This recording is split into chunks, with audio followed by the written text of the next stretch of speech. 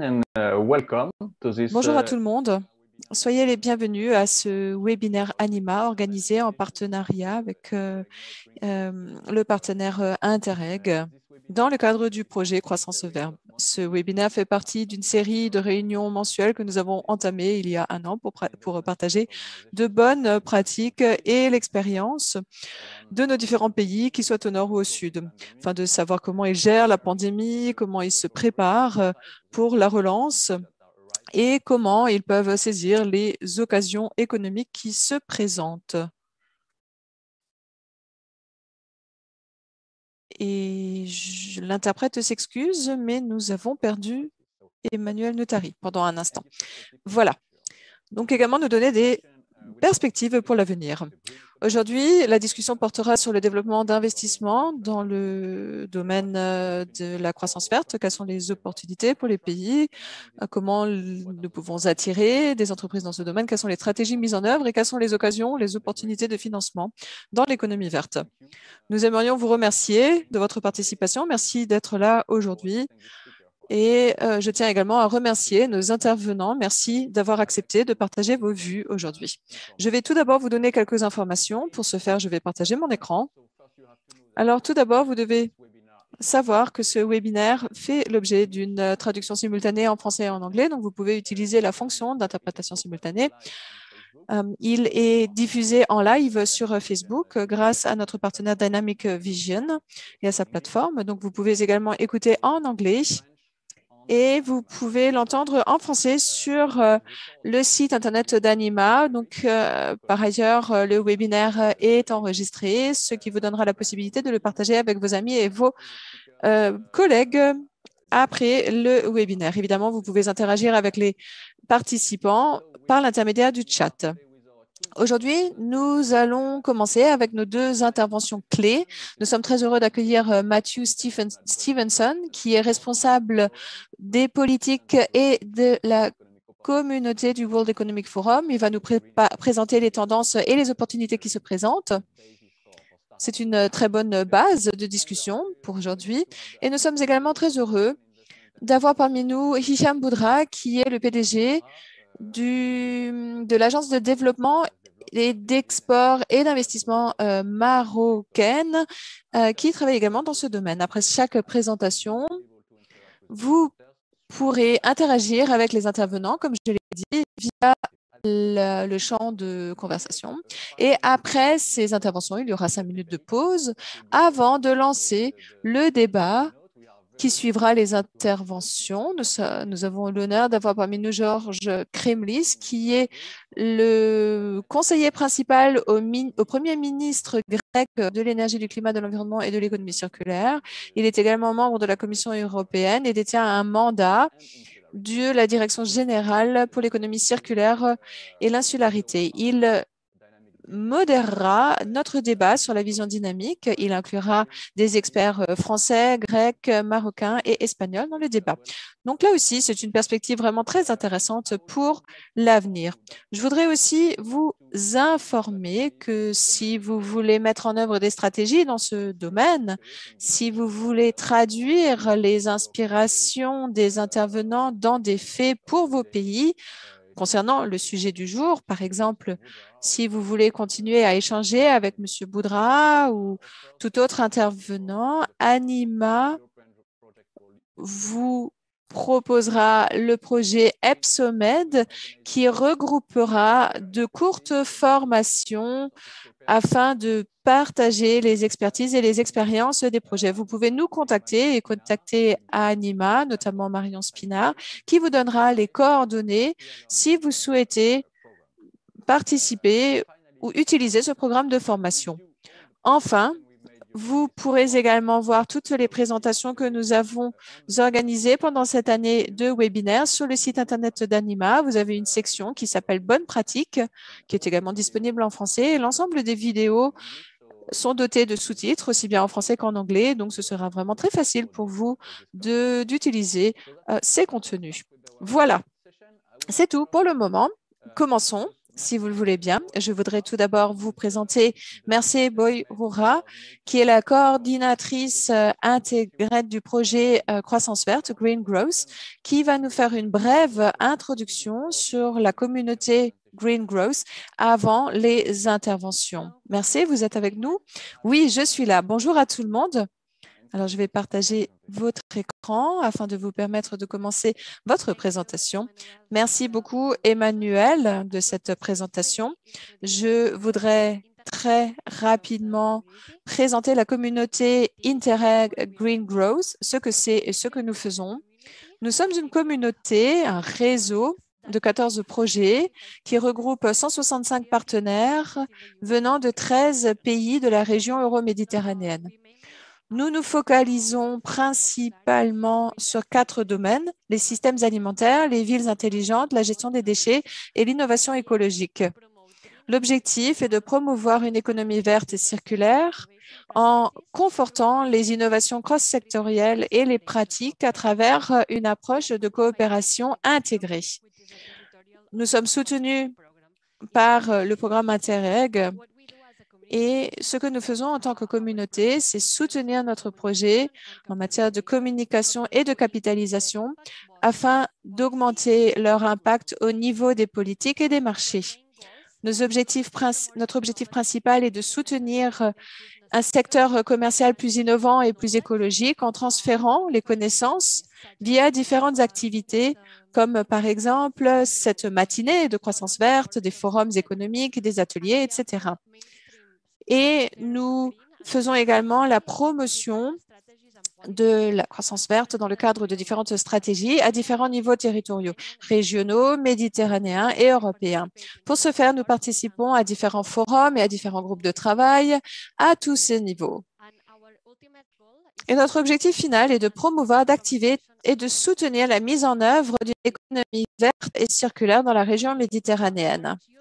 Nous vous encourageons à consulter notre plateforme de communication où vous aurez accès à un catalogue de résultats que nous avons publié récemment sur les différents outils et méthodologies qui pourraient être transférés à différents secteurs commerciaux et différentes villes pour promouvoir, par exemple, ce type d'initiative. Cette coopération porte le label Union pour la Méditerranée depuis 2019. L'Union pour la Méditerranée, pour ceux qui le savent, c'est une organisation intergouvernementale qui regroupe 42 États du bassin méditerranéen et de l'Union européenne. Et ainsi, l'Union pour la Méditerranée reconnaît qu'il existe un réel potentiel de la communauté verte pour soutenir une transition vers une économie circulaire et plus écologique. L'Union pour la Méditerranée a développé l'agenda 2030 ces derniers mois qui permettent une convergence politique et opérationnelle afin de résoudre les principales problématiques environnementales nécessitant la coopération entre pays et secteurs. Cela est essentiel pour permettre de résoudre la problématique du changement climatique et de la dégradation écologique. L'objectif est de mettre en place un cadre de coordination et de promouvoir les efforts dans la région méditerranéenne et dans les différents axes de travail que vous voyez à droite.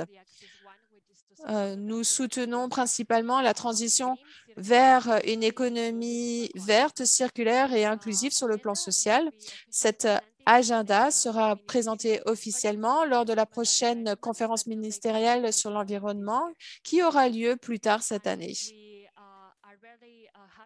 Nous sommes vraiment très heureux de reconnaître le soutien de la Commission dans le cadre de nos activités et nous les remercions d'ores et déjà de ce soutien. Merci beaucoup. Merci de votre attention. Merci beaucoup de cette présentation. Merci.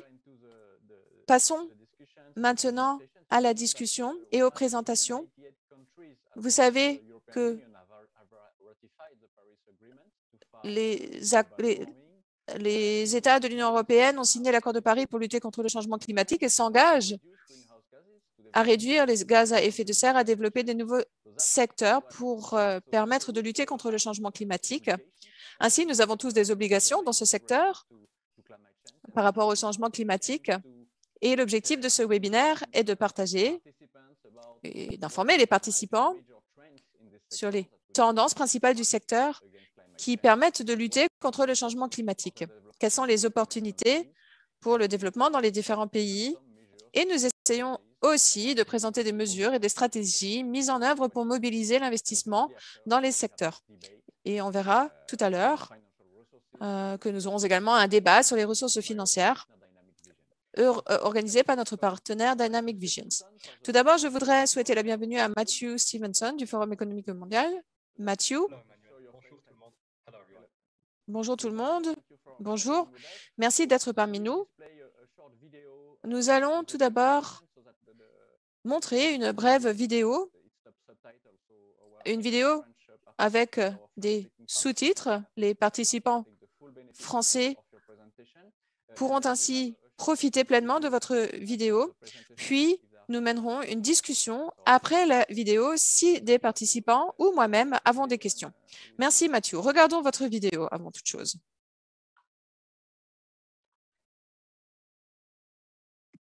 Thank you for the opportunity to present today on investment and green growth. My name is Matthew Stevenson, and I lead the Global Investment Policy and Practice Initiative at the World Economic Forum. It is a pleasure to share what we have learned regarding innovative, sustainable investment policies and measures, and to discuss how we can use these to kickstart a green and resilient recovery. My presentation is structured in 3 parts. First, asking and suggesting an answer to the elliptical question, what is sustainable investment? Second, once we know what it is, asking the question, what can governments do to support sustainable investment? Third, how can we move from strategy to implementation, from talk to action? First, what is sustainable investment? Today, I will use the term sustainable rather than green as a broad term to capture environmental and climate goals. Sustainable can be seen as broader than just green, for instance, by including labor practices or gender inclusion. But for the purposes of today's discussion on green growth, I'll be referring to environmental sustainability. Is sustainable investment in certain sectors, for instance, energy, transport, water, agriculture, or especially related infrastructure? Investment in infrastructure is often seen as a key to green growth, given that infrastructure decisions today have repercussions for the duration of the infrastructure's lifespan and an especially large effect on climate change. Or perhaps sustainable investment is investment that doesn't necessarily fall within a specific sector, but contributes to green growth, whether carbon transition, adaptation, or mitigation. For instance, investment in a bank that provides green bonds would qualify in this case as sustainable investment. Or still another possibility is that sustainable investment is investment that follows certain guidelines or principles, while at the same time helping contribute to sustainable development. Sustainable investment, I would say, can be all of the above. However, I would argue that sustainable investment can be in any sector, or in other words, is sector agnostic. What is important is that such investment follows certain guidelines or principles and contribute to green goals. So what can governments do to support sustainable investment? This is what we have come to talk about today. And here I would like to first provide a framework with examples of specific tools or measures, and then talk about some of the key measures in more detail. A sustainable investment framework can help align efforts among different actors. In other words, policymakers and firms need a clear picture of the different channels to pursue sustainable investment and the different tools at their disposal before those channels and tools can be effectively implemented. We have developed a framework that sees sustainable investment as comprising 5 complementary and mutually reinforcing dimensions. Sustainable investment policies are key to creating the underlying framework for investment to take place in alignment with environmental principles. An example of a tool are standards and guidelines, and integrating these in domestic and international frameworks. You can see sustainable investment policies on the top left. Then moving to the right, Sustainable finance mobilization entails increasing the flow of sustainable capital to certain activities. This requires stakeholders have the information regarding sustainable behavior of different firms. In this way, policymakers, regulators, investors, media, civil society, and other actors can reward sustainable behavior and condemn unsustainable behavior, which aligns market mechanisms with development goals. An example of a tool here is environmental reporting by firms. Moving along, sustainable investment promotion can drive sustainable investment by, for instance, targeting investors in sectors that are particularly conducive to green growth, targeting investors with a sustainability mission, or creating a pipeline of sustainable bankable projects. Here, in sustainable investment promotion, an example of a tool are investment incentives made conditional on the sustainability behavior of firms, or in other words, behavioral incentives. And then moving to sustainable investment facilitation.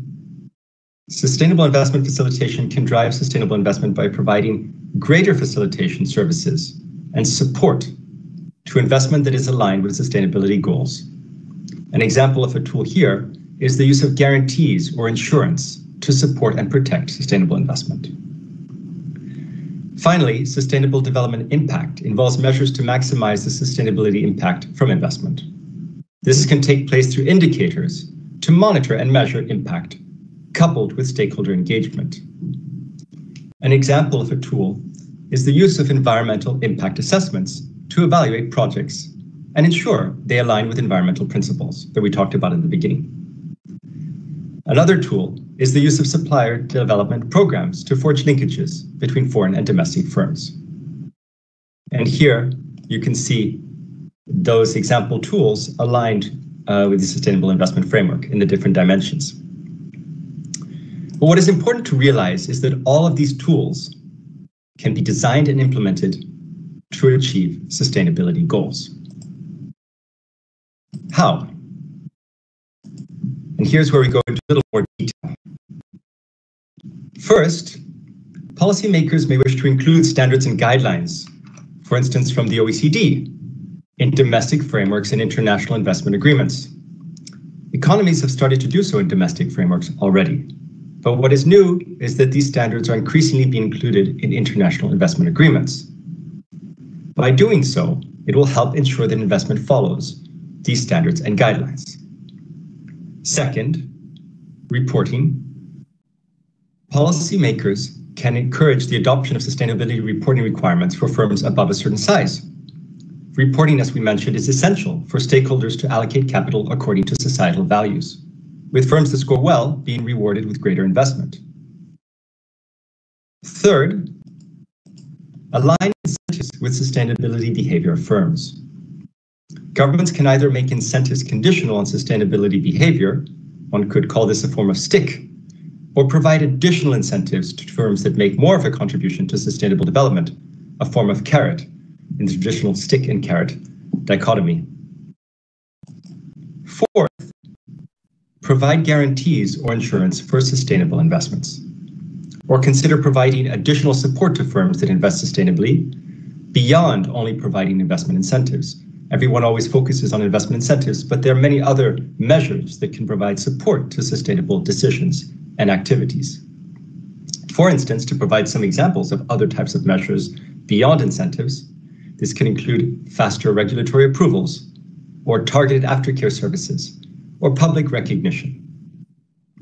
Fifth, adopt a number of practical steps to create linkages between foreign firms and local firms.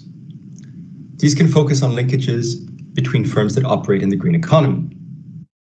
Specific tools can include databases or supplier development programs. For instance, by including in databases which firms operate sustainably. These are called supplier databases with sustainability dimensions, and some economies are starting to roll these out, such as in Cambodia. Or helping develop suppliers have the capacity to operate sustainably through capacity development programs and supplier development programs, and thus be listed in the database as operating in a green way. Now you might say to me, Matthew, in the current context of FDI falling about 40% due to the pandemic, This is not the right time to include additional measures to encourage sustainable behavior that might slow or even hamper these flows. Let's wait until FDI is back up and running before considering these new measures. I would suggest it would be a mistake to think this way for two reasons. First, these measures can improve the investment climate and thus can support an increase in the level of investment, especially over the long term. Consumers want to know their firms are following international standards and guidelines with respect to the environment. They increasingly reward such behavior with greater consumption of goods and services by such firms. Firms would be happy to have the option of additional incentives for additional sustainability operations. And firms thirst for linking with qualified domestic suppliers, including those that operate sustainably, as one of the most important criteria in selecting a market in which to invest. Second, this is an opportunity to reshape the system. It's when the factory line has stopped, when investment is down, that you can change the belts and bolts and reset it. Once it's going again, it will be more difficult. So this is an opportunity to change the bolts to those made of a stronger material, or in other words, adopt investment measures that will make more of a contribution to sustainability and sustainable development. So how can we move from strategy to implementation, from talk to action? Together with a number of partners, the World Economic Forum is working to stand up a new public-private alliance to increase sustainable investment flows. The Alliance to Enable Action on Sustainable Investment, or EASY, will aim to grow sustainable investment flows through both national and regional projects that systematically identify and address bottlenecks through public-private expert collaboration. I like to say that the EASY Alliance aims to make investment easy. The EASY Alliance will leverage an expected WTO agreement on investment facilitation for development that is currently being negotiated at the WTO. And this is modeled on the successful Global Alliance for Trade Facilitation, also a public-private alliance, which has pioneered this approach to help implement and benefit from the WTO Trade Facilitation Agreement. The Global Alliance for Trade Facilitation has projects in over a dozen countries around the world and is scaling rapidly in all regions, and the Global Alliance on Sustainable Investment can do the same over time. These kinds of projects can make a difference by specifically seeing what is holding back sustainable investment flows and then taking targeted intervention to address those bottlenecks. We are currently discussing with governments, firms, international organizations, experts, and others on how best to stand up the EASY Alliance, how to make it most useful to move from strategy to implementation. And we are looking forward to working with key actors across the Mediterranean region on this new effort. Thank you very much for your time and attention, and I look forward to exchanging on these issues. Thank you. Thank you very much. Merci beaucoup, Mathieu, de cette présentation. Je vous rappelle que vous pouvez poser vos questions à Matthew Stephenson dans le chat. Donc ça, c'était vraiment très intéressant. Et je suis très heureux de voir que le Forum Économie est passé à la croissance verte l'année dernière et que vous développez vraiment, vous poussez vraiment la communauté, les décideurs à se tourner vers ce sujet et notamment avec une alliance comme EASY. Ce que vous avez mentionné, Mathieu, les normes politiques, la capacité d'évaluer, l'investissement, les incitations disponibles, ça c'est pour les grands acteurs. Ce que je veux dire, c'est que pour les grands investissements, des centaines de millions d'euros ici, ce sont les gouvernements, ce sont les grandes agences. Ce sont elles qui peuvent mobiliser les moyens pour faire les évaluations, pour mettre en œuvre les services. Mais qu'en est-il pour des plus petits projets? Est-ce que c'est faisable pour un gouvernement d'agir également pour les PME et de leur permettre de s'améliorer dans ce domaine? Est-ce que vous avez des pistes à soulever? Merci beaucoup de cette question. Et avant de répondre, Je voudrais dire que je suis vraiment très heureux d'être ici. Je suis très impressionnée par cette organisation. Nous faisons beaucoup de choses. Et en fait, l'organisation entre le Forum économique et Animas, c'est vraiment très bien faite et je suis très heureux de partager la tribune avec vous ici aujourd'hui. Mon équipe n'a pas fait suffisamment dans la région méditerranéenne et c'est donc fantastique de développer cette relation et j'espère que nous pourrons poursuivre la conversation. Ce sera avec plaisir. Alors maintenant, pour répondre à votre question, le Forum économique mondial a de grandes entreprises parmi ses membres. L'objectif étant de comprendre leurs inquiétudes, leurs stratégies. Mais parallèlement, quand j'ai commencé, je me suis rendu compte que quand on faisait des projets sur le terrain, c'est aux PME qu'il fallait parler. C'est avec eux qu'il fallait définir les défis. Ce sont les PME qui ressentent les douleurs des réglementations et ils n'ont pas forcément les gens nécessaires. Et lorsque c'est le cas, en fait, ils vont simplement voir ailleurs. Les grandes entreprises ont le temps, ont les ressources, ont les personnes pour surmonter un problème de contexte inhospitalier d'investissement. Mais donc maintenant, lorsque nous travaillons dans le monde, comme par exemple au Cambodge, en Inde, notamment dans le cadre de projets pilotes visant à comprendre comment toutes les choses dont nous avons parlé aujourd'hui viennent de l'expérience opérationnelle. Donc, c'est l'expérience opérationnelle sur laquelle nous nous reposons et pas uniquement théorique. Et puis, nous discutons des résultats et nous les validons, et ce, à un niveau mondial. Donc, on a les projets régionaux et on a les discussions mondiales. Dans le cadre de ces projets au niveau du pays, ce sont les PME qui profitent des mesures et des politiques et du soutien. Donc, vraiment, pour répondre à votre question, je crois que les gouvernements les soutiennent également via la boîte à outils que vous avez présentée avec les normes, le reporting, les incitations, les services d'incitation, les évaluations, etc. Qu'est-ce qui fonctionne pour les pays? D'après ce que vous avez vu jusqu'à présent, qu'est-ce qui fonctionne le mieux pour provoquer le changement, pour susciter l'intérêt des entreprises? Qu'est-ce qui est le plus efficace, ou du moins le plus immédiat, ou le plus simple aussi, le cadre le plus simple à mettre en place? Peut-être juste encore une information sur les PME. Il est vrai que les entreprises de différentes tailles ont différentes capacités pour le reporting et les normes. Nous recommandons généralement que les entreprises d'une certaine taille doivent suivre des normes et de dire au gouvernement également que les entreprises de plus petite taille ont davantage de possibilités de choisir. Donc, en fait, il y a cette possibilité-là. Donc, le niveau des exigences doit dépendre des capacités. Et Emmanuel, on me demande souvent quelle est la chose la plus importante pour permettre l'investissement. Et j'ai écouté beaucoup d'entreprises et je crois que tout le monde a fait la même expérience et on s'est toujours posé la chose que l'on puisse faire pour mettre en place un climat attrayant d'investissement et attirer les investissements. Il faut des réglementations claires et stables, je crois.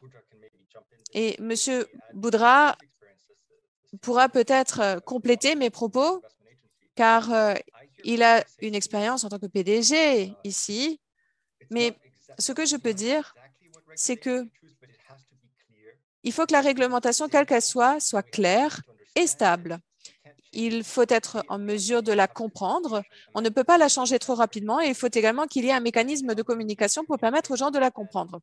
Alors, comment pouvons-nous comprendre les choses qui changent? Il faut un mécanisme de dialogue quand les choses ne sont pas bien comprises ou ne vont pas bien. Alors, il faut mettre en place un mécanisme pour résoudre les problèmes. Je crois que c'est quelque chose vraiment d'universel. Et ça peut s'appliquer également à l'environnement, au contexte vert. Quand vous avez un bon outil, vous pouvez l'utiliser. Donc, quand on a une réglementation claire, une réglementation stable, transparente, après, il faut les mécanismes et il faut les appliquer à l'économie verte, à l'environnement vert. Hicham Boudra, n'hésitez pas évidemment à rejoindre la discussion avec Mathieu. N'hésitez pas à répondre aux questions.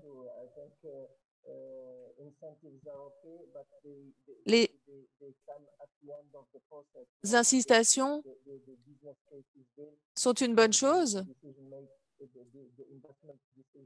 et elles peuvent influencer les prises de décision, mais la chose la plus importante, c'est comment pouvons-nous opérer dans un environnement sûr et prévisible.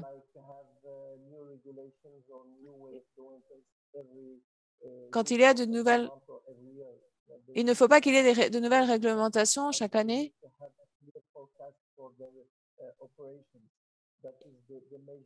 Il faut vraiment un cadre d'opération stable. C'est ça l'outil le plus important pour permettre de gérer au mieux une entreprise. Nous savons qu'il y a différentes études menées par différents ministères qui prouvent que les entreprises réussissent mieux lorsque elles gèrent leurs activités de manière responsable en matière de territoire, social, employé, à tous ces niveaux. La performance, être durable, être responsable, ça aussi, c'est une incitation pour améliorer la performance de l'entreprise. Et au-delà de cela, il y a la question de la reconnaissance pour fidéliser les employés qui ont envie de se trouver dans un environnement stable au sein de l'entreprise. Est-ce que vous travaillez également sur ce point au Forum économique mondial? Donc, il n'y a pas que les incitations financières, il n'y a pas que les avantages que l'on peut en tirer au niveau des services, mais il y a aussi la question de la réputation, de la promotion, de la reconnaissance. Ça aussi, c'est quelque chose d'important. Mathieu, qu'est-ce que vous en pensez? Oui, alors, trois réflexions à ce sujet. La première, désolée, je ne l'ai pas mentionné auparavant, ce sont effectivement des études très intéressantes. Il y en a une d'ailleurs qui a été menée par Harvard. Elle date de septembre ou octobre 2020. Elle est donc relativement récente. L'auteur est Gillian Fox, je crois. Quoi qu'il en soit, ils se sont penchés sur 3000 entreprises pendant la pandémie et ils ont analysé les rapports de presse sur la durabilité des entreprises et ils ont trouvé que les entreprises qui opéraient de manière plus durable étaient plus résilientes pendant la pandémie.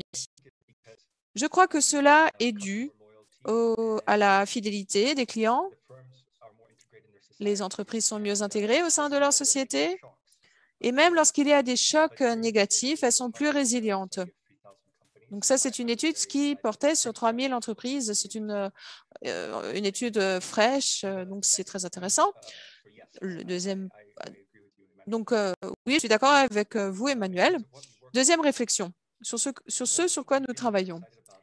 Une chose qui nous intéresse vraiment et sur laquelle nous travaillons au sein du Forum économique, c'est la relation entre la politique et la finance.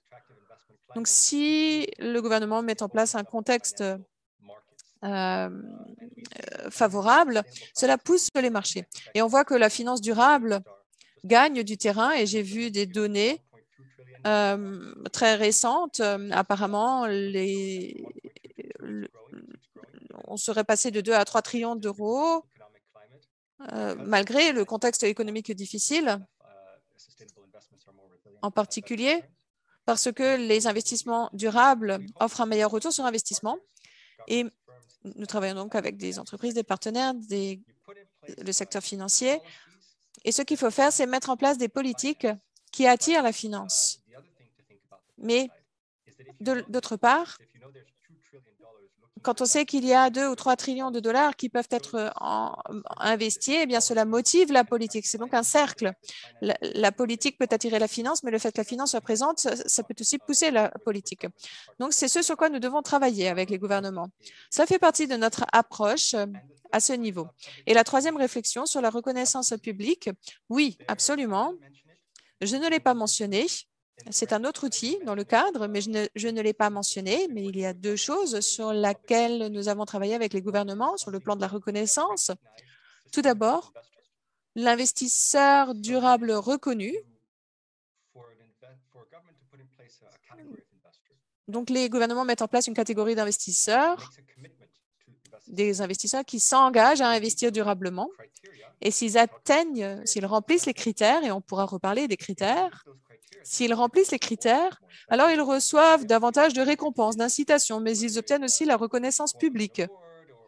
Ça peut être une récompense, un award, des informations publiques.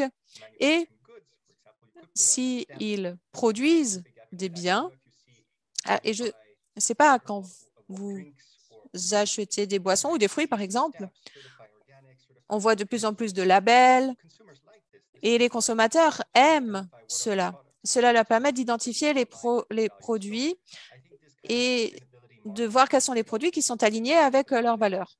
Ça, c'est important pour leur reconnaissance. Ainsi, le consommateur achète davantage de ses biens et de ses services. Donc, nous travaillons beaucoup sur l'aspect reconnaissance publique. Hicham, encore une fois, si vous voulez intervenir, n'hésitez pas. Dernière chose, concernant l'alliance EASY, qui est vraiment intéressante. Dans la région méditerranéenne, il y a beaucoup de réseaux qui existent et qui travaillent sur la convergence des stratégies, des évaluations, sur les cadres. À l'évidence, le développement durable n'a pas de frontières et si certains pays ne participent pas au processus, ce sont certainement eux qui attirent le moins d'investissements responsables et risquent de perdre des opportunités également pour les pays avoisinants. Donc, plus nous sommes nombreux au sein d'une alliance comme celle-ci pour promouvoir des pratiques communes et des cadres communs, mieux c'est. Et ça, c'est important. Quelles sont les portes que vous ouvrez pour les organisations et les entreprises pour les inciter à participer à une telle alliance? Je dirais que l'alliance EASY reste une idée, soyons honnêtes, c'est une idée, ça n'existe pas encore pratiquement. Nous parlons avec des gouvernements, des entreprises, la Banque mondiale, les Nations unies. Ils sont tous vraiment très enthousiastes. Ça fait longtemps que nous travaillons sur ce point.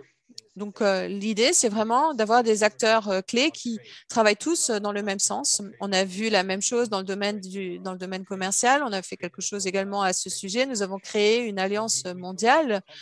Nous sommes donc très confiants. Nous pensons que nous pourrons faire la même chose pour l'investissement vert.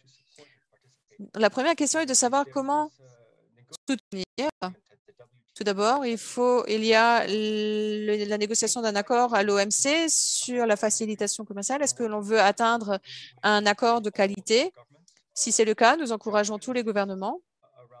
Il y en a 106 qui participent actuellement à ces négociations, mais atteignons un accord de qualité. Cela pourrait être un outil. Une fois que l'accord sera obtenu, alors nous pourrons mettre en œuvre les projets plus facilement parce que c'est l'accord qui élabore la feuille de route. Donc, tout d'abord, l'accord, puis les projets. Maintenant, pour ce qui est des projets, on a vraiment besoin de faire participer les gens. Donc, nous avons besoin de plusieurs étapes. Nous avons besoin du secteur privé. Nous avons besoin de l'engagement du gouvernement. Ils doivent s'engager à fournir les ressources en temps voulu. Nous devons identifier les défis que constitue le travail ensemble. Donc, en fait, il y a tous ces projets qui nécessitent l'engagement et qui nécessitent les investissements. Dans le cadre de l'accord avec l'OMC, qu'est-ce qu'il contient spécifiquement? Qu'est-ce que vous essayez d'atteindre?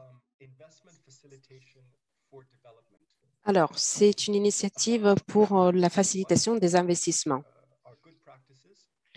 Alors, les bonnes pratiques, ce sont des bonnes pratiques pour encourager le développement, coordination, stop shop, la simplification des incitations. Donc, quelles sont les meilleures pratiques pour pouvoir recevoir plus d'investissements? Donc, c'est une série d'engagements des personnes qui acceptent ces bonnes pratiques. Et après, il y a aussi le soutien concernant les ressources. Donc, pour l'instant, on est dans la phase de négociation de cet accord. Donc, on espère pouvoir vraiment mener à bien cet accord pour pouvoir améliorer les investissements. Merci beaucoup, Matthew. On va rester en contact parce que maintenant, on a tes coordonnées. Donc, on aimerait bien rester au courant de cette initiative qui est en cours. Et maintenant, on va passer la parole à Hicham Boudra, donc pour la prochaine présentation qu'on a déjà entendue un petit peu. Bonjour, Monsieur Boudra. Donc, vous êtes le directeur de l'Agence marocaine des investissements. Donc, vous avez des connaissances dans le secteur des incitations aux investissements au Maroc. Le Maroc est vraiment très avancé dans les plans verts. Et j'ai déjà vu la vidéo qu'on va passer maintenant. Donc, on va maintenant passer la vidéo et après, on pourra avoir un échange avec vous. Merci beaucoup.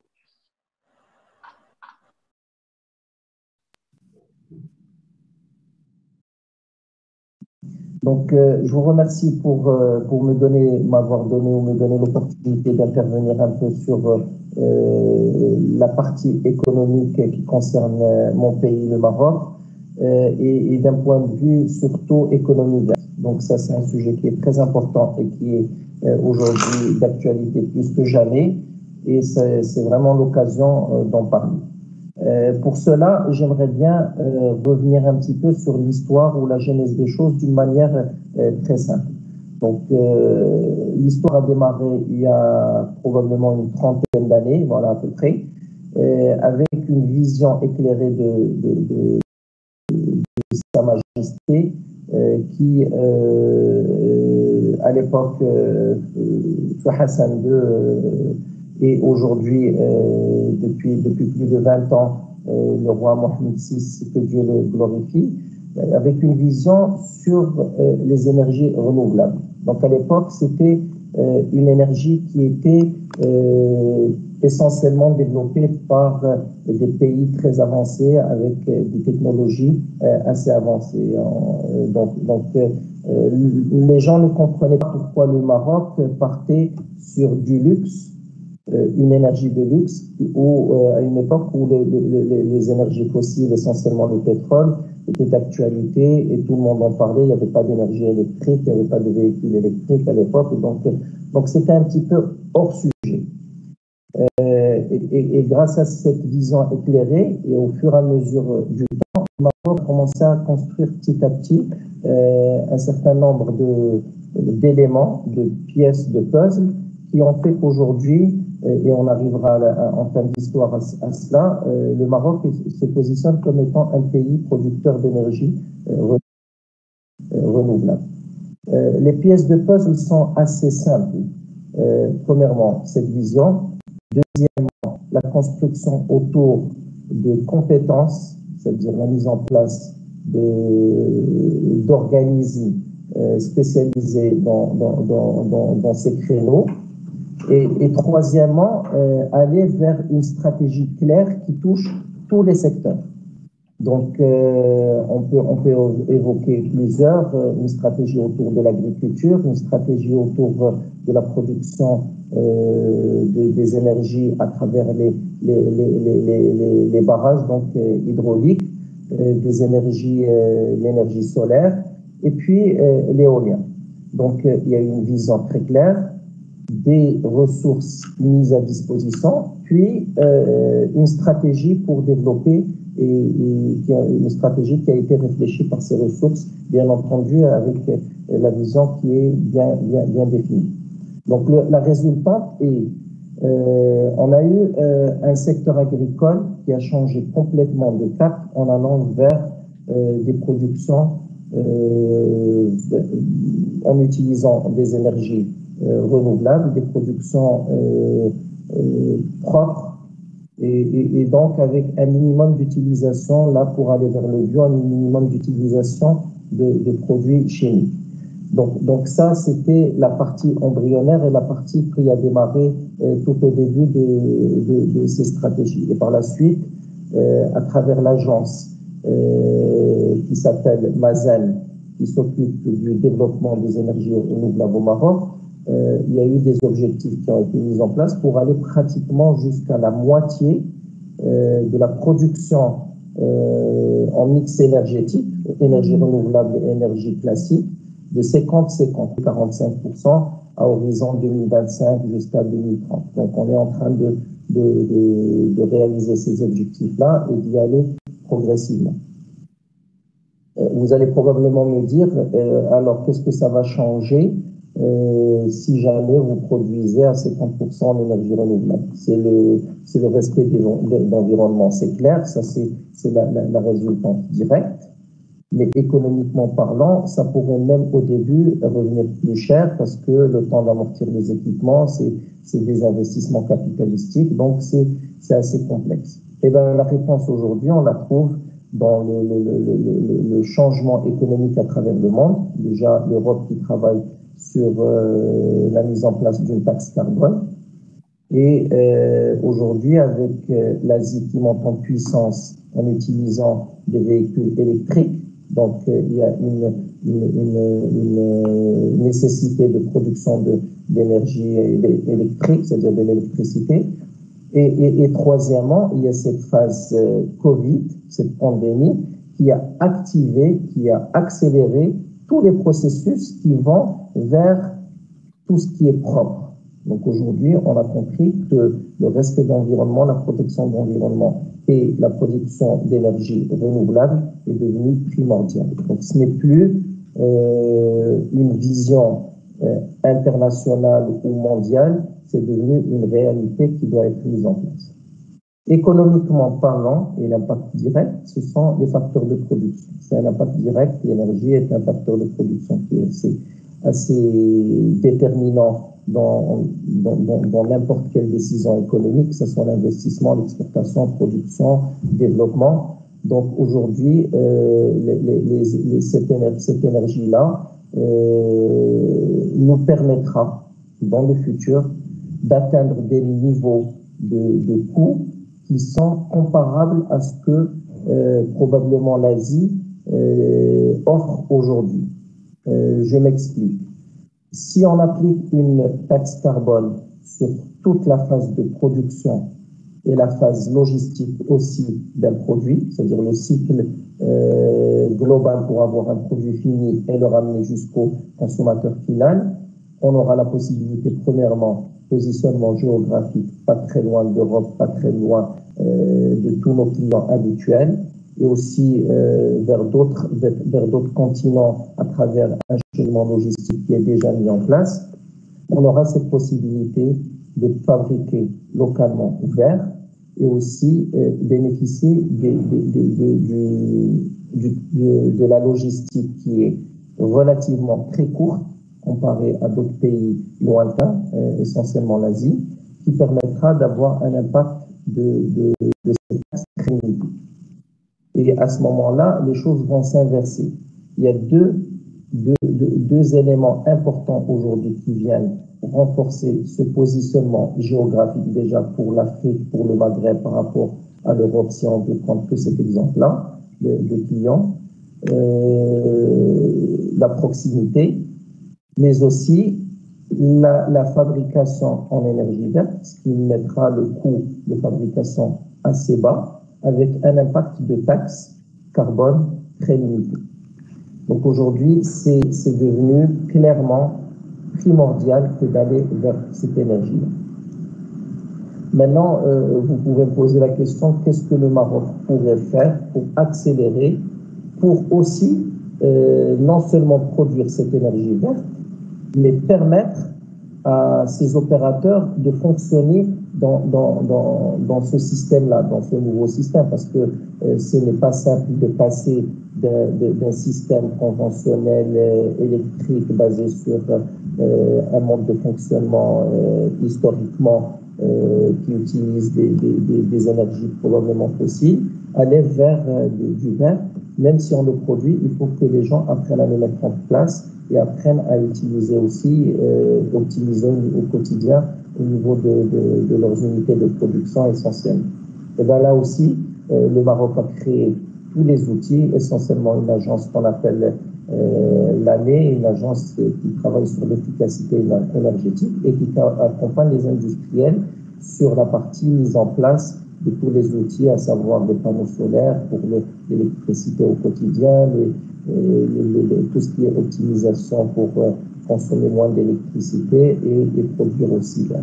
Donc ça, c'est une orientation qui est très importante.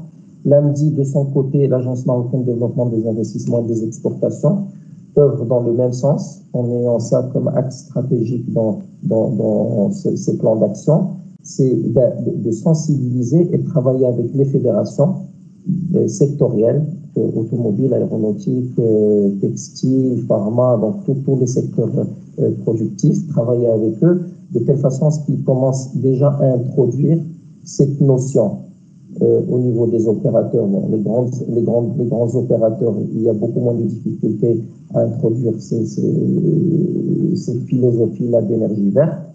Mais pour les petites et moyennes entreprises qui sont des maillons des écosystèmes de grandes entreprises, il faut aussi qu'ils soient dans la même stratégie. Et bien avec les fédérations sectorielles, en Team Maroc, avec notre tutelle qui est le ministère de l'Industrie, du Commerce et de l'économie verte, on va ensemble vers la sensibilisation et la mise en place de tous les moyens pour réussir cette stratégie. Donc aujourd'hui, on est en train de relever ce challenge. On doit être au rendez-vous.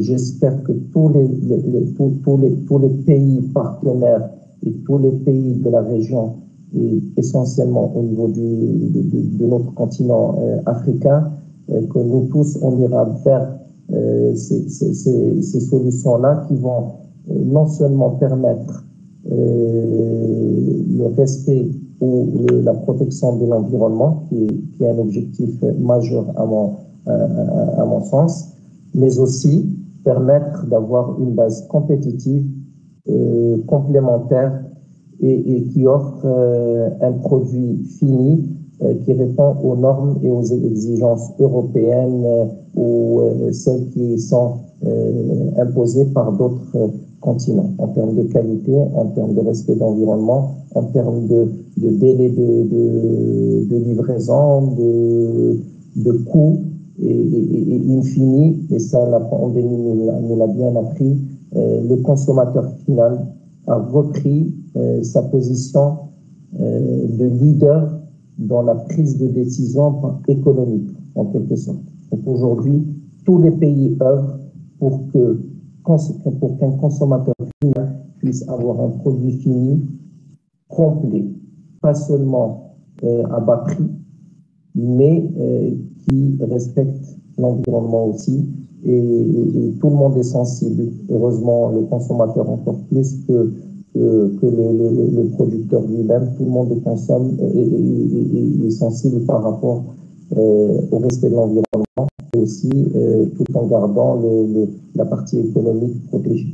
Donc voilà globalement ce que je voulais dire par rapport à la genèse de cette économie verte au niveau de notre pays, sous la vision et sous la supervision de Sa Majesté le Roi Mohamed VI, que Dieu le glorifie, et qui nous a permis aujourd'hui d'arriver en toute sincérité à ce positionnement très important, stratégique pour le pays et stratégique aussi pour la région, et qui servira espérant le monde dans le bon sens et les partenaires économiques, essentiellement l'Europe, vraiment dans le sens qui va satisfaire le consommateur final.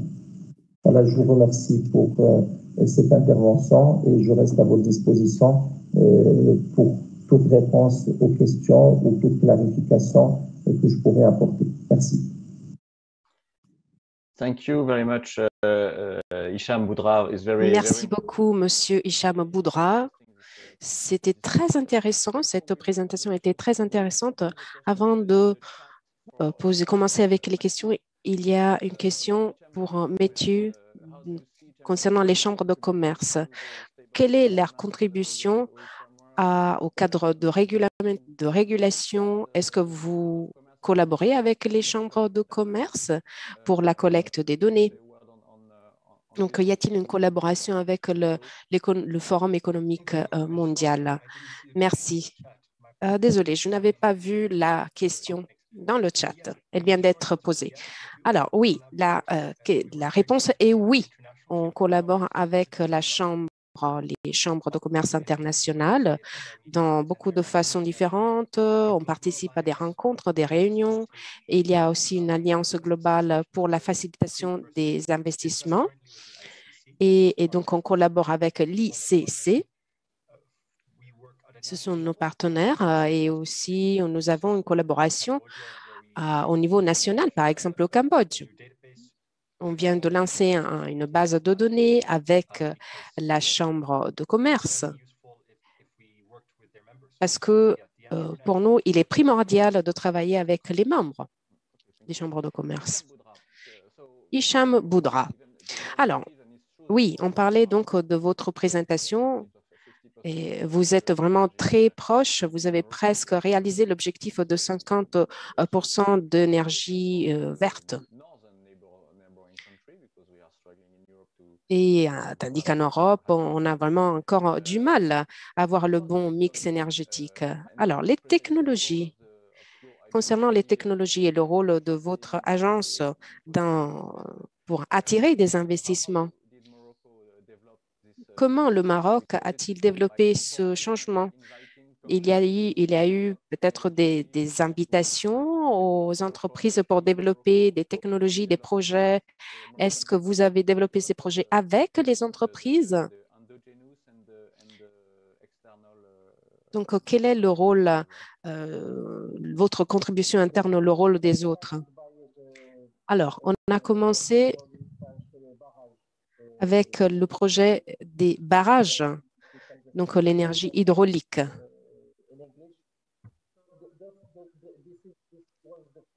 C'était le premier projet. On a commencé de cette façon à travailler sur les énergies renouvelables. Et après, on a commencé avec l'énergie solaire. Et on a suivi la stratégie qui avait été établie pour le pays. Avant d'avoir des investissements sur ces thèmes, ce n'était pas vraiment un projet faisable du point de vue économique. Concernant la quantité assez faible d'énergie. Et après, il y avait les coûts des infrastructures des réseaux qui étaient vraiment assez importants. Mais après, l'agence qui s'occupe du développement des stratégies est intervenue. Et à ce moment-là, on a pu travailler avec les parties prenantes les plus appropriées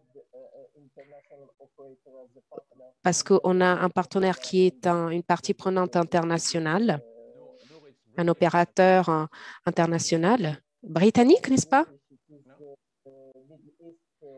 Du Moyen-Orient. En fait, c'est un partenaire du Moyen-Orient. Mais en fait, les cadres sont assez internationaux.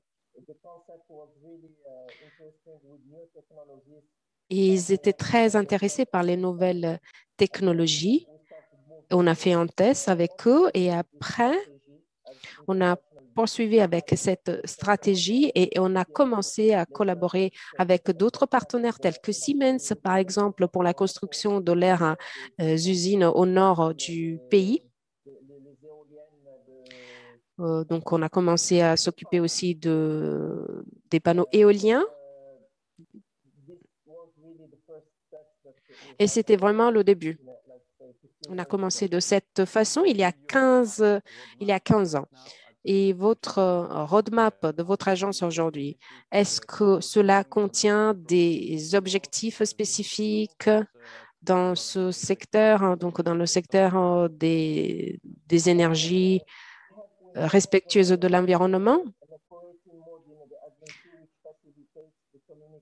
Alors, nous essayons de faciliter la communication concernant ces sujets.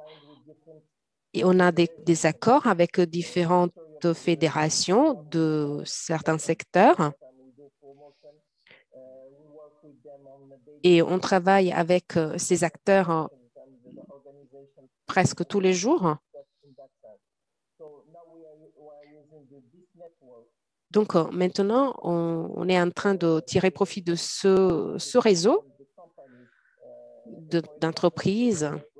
Par exemple, hier, il y a eu une conférence hybride avec les acteurs de l'industrie de l'espace, avec beaucoup d'acteurs différents, et on a parlé de ce thème, de l'importance de se convertir vers les énergies vertes. Et on a signé une carte déclarant la nécessité d'aller vers l'énergie verte. Il y a une agence qui s'occupe exactement de la transition énergétique. Et donc, voilà notre façon d'œuvrer. On a des relations avec différents acteurs chaque jour. Donc, on discute beaucoup avec les entreprises, avec les fédérations d'entreprises. Oui, avec les fédérations, mais surtout avec les entreprises qui utilisent beaucoup d'énergie. Alors, avant de continuer avec les questions, il faut dire au revoir à Matthew parce qu'il doit nous quitter. Merci beaucoup et à bientôt. Au revoir, Matthew. Il y a une question des participants. Qui a participé au financement des nouveaux projets, Hicham? Alors, le grand projet, celui au nord du pays, il s'agit d'entreprises privées. Donc, ils ont participé à l'appel d'offres et ils ont donc participé et après, en ce qui concerne les synergies avec d'autres entreprises, et donc la partie la plus pratique du projet, on collabore avec une agence qui s'occupe de PME. Et donc, il s'occupe aussi de programmes de financement. Donc, il travaille avec des petites et moyennes entreprises. Je ne sais pas si j'ai répondu à la question. Oui, je crois que la question concernait un peu l'origine. Donc, s'il y avait des acteurs publics et privés, y a-t-il des investissements complètement privés ou public-privé? Non, c'est tout à fait 100% privé. Et on a eu des appels d'offres internationaux. Il y a des organisations publiques qui sont intéressées à ces projets, mais nous, on travaille plutôt avec les entreprises.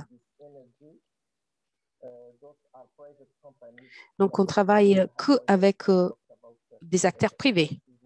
Par exemple, Siemens, que j'ai mentionné, c'est une grande entreprise internationale. Et l'objectif est celui de produire de l'énergie au niveau local, de l'exporter en Europe. Vous avez parlé de la compétitivité. Grâce à votre proximité du Maroc à l'Europe. L'Europe est le premier marché. Et donc, il y a des bonnes conditions concernant la value chain Et peut-être il y aura l'introduction de la carbone tax. Est-ce que cette taxe carbone est déjà opérationnelle? Non, non, on est en train d'en discuter. C'est un projet que l'on est en train de discuter, mais elle n'est pas encore opérationnelle, cette taxe carbone. Il faut se préparer bien à l'avance, non seulement pour la taxe carbone, mais aussi pour le respect de l'environnement plus en général, parce que c'est un objectif pour le monde entier. Vous avez parlé beaucoup d'énergie. Y a-t-il des stratégies des entreprises concernant le secteur de l'économie circulaire et les déchets au Maroc? Oui, oui. Oui, alors en Maroc, on a 12 régions. Au début, on avait des difficultés dans le secteur des économies de l'énergie circulaire parce que ces régions s'occupent de façon directe de la gestion des déchets et ainsi de suite. Mais maintenant, on essaye d'avoir des quantités critiques à gérer. Mais chaque région est en charge et responsable de la gestion des déchets, mais ils essayent de recycler le plus que possible le plastique.